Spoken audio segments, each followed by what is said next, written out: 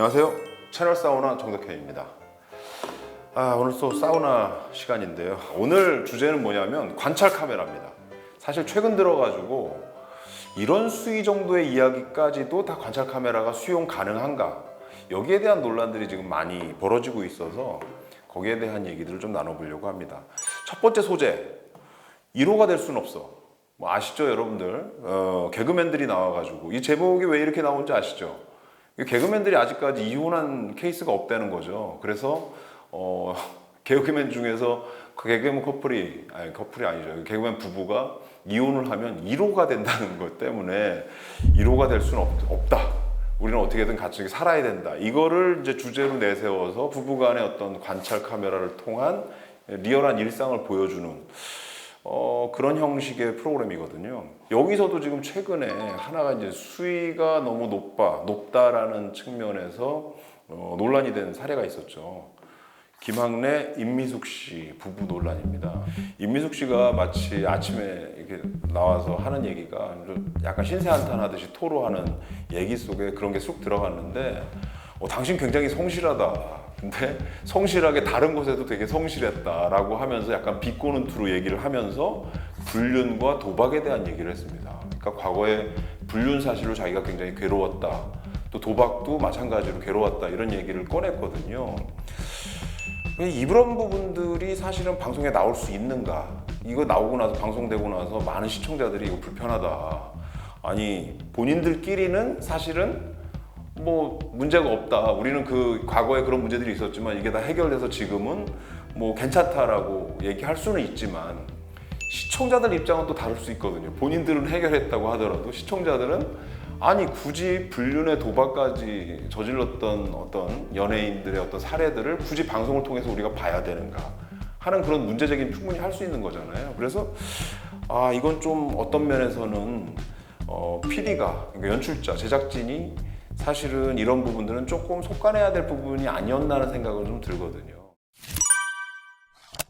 종편들이 전반적으로 다 문제가 있는데 채널A에서 했던 에러 부부 저는 이게 방송에 나온다는 게 사실은 좀 제가 느끼기에도 좀 세다라는 생각을 많이 했거든요. 19금을 내세운 부분은 분명히 있습니다. 그래서 아예 19세 이하는 방송을 접근하기가 좀 어렵게 아예 만들어 놓은 부분이 있고 그 안에서 아주 진솔한 부부 토크를 담는다라는 게 이 프로그램의 취지이기도 합니다. 하지만 이번에 나온 그 조지환, 박혜민 부부 그 어떤 그 부부 관계에 대한 이야기를 너무나 적나라하게 했어요.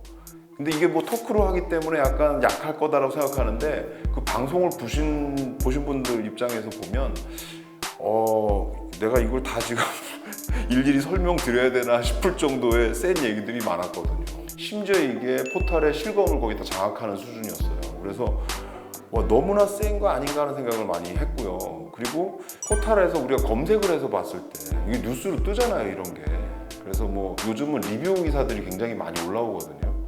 그래서 에러 부부 관련된 리뷰 기사들이 지금도 많이 올라와 있습니다. 똑같이 올라와 있는데 거기 보면 이 내용들을 거의 다 기사 내용으로 다 담고 있어요. 그대로.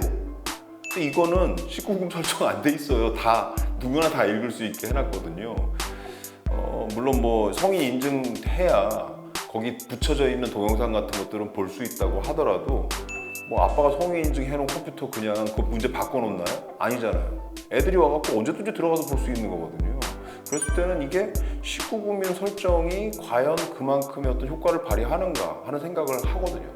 그런 측면에서 보면 이 방송의 내용들도 사실은 그렇게 뭔가 컨트롤되고 있지 않다는 생각을 많이 하게 되고 그 다음에 이런 정도의 수위가 방송에 계속 나오는 것이 과연 괜찮은가 하는 생각을 좀 하게 되더라고요. 역시 또 종편 얘기인데 TV조선 아내의 맛 담고 있는 내용들을 보면 너무나 시청률과 화제성에 집중돼서 소재들을 갖고 오는 거 아닌가 하는 생각을 많이 하게 되거든요. 아내의 맛인데 언젠가부터 미스터 트롯 아이들이 등장을 해요. 그래서 뭐 트롯의 맛 뭐 이런 식으로 붙여가지고 뭐 방송을 하는데 물론 뭐 방송은 여러 가지 뭐 화제성에 따라서 그때그때 변화할 수 있다고는 하지만 본래 방송의 취지에서 너무 멀어지는 거 아닌가 하는 생각을 하게 되는 게 분명하고요. 최근에는 여기에 그 미스터 트롯에서 화제가 됐던 아이들이죠. 정동원과 임도영 군에 대한 이야기가 사실 논란이 된 부분이 있습니다. 그래서 뭐 변성기 검사를 받는 도중에 2차 성징에 대한 질문을 받고 당황하는 모습들을 담았다는가. 이런 부분들은 사실은 좀 문제되는 거 아닌가요? 이게 사실 의사 입장에서는 물어볼 수 있어요. 근데 그 물어본 내용을 방송에 담는 건 다른 문제거든요. 방송에 담는다는 건 그건 사실 어떤 면에서는 약간 성희롱 뭐 이런 문제 제기가 될 수 있는 요인이라고 볼 수 있습니다. 그래서 실제로 지금 방심위 이거 민원이 올라가서 방심위에서 심의 검토 중이라고 하고요.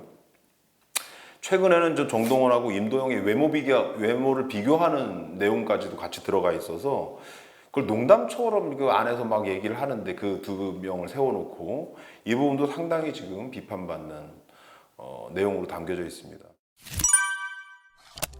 전반적으로 방송이나 관찰 카메라에서의 수위가 좀 많이 높아져 있지 않나 하는 생각을 하게 됩니다. 물론 우리나라도 지금 19금 콘텐츠나 아니면 그런 부분에 있어서 뭔가 좀 성장이나 아니면 그쪽 부분들이 많이 소외된 부분들이 있어서 그쪽 분야들이 많이 소재로 올라오는 것이 그렇게 나쁘게만 보기는 어렵다라는 생각을 하는데요.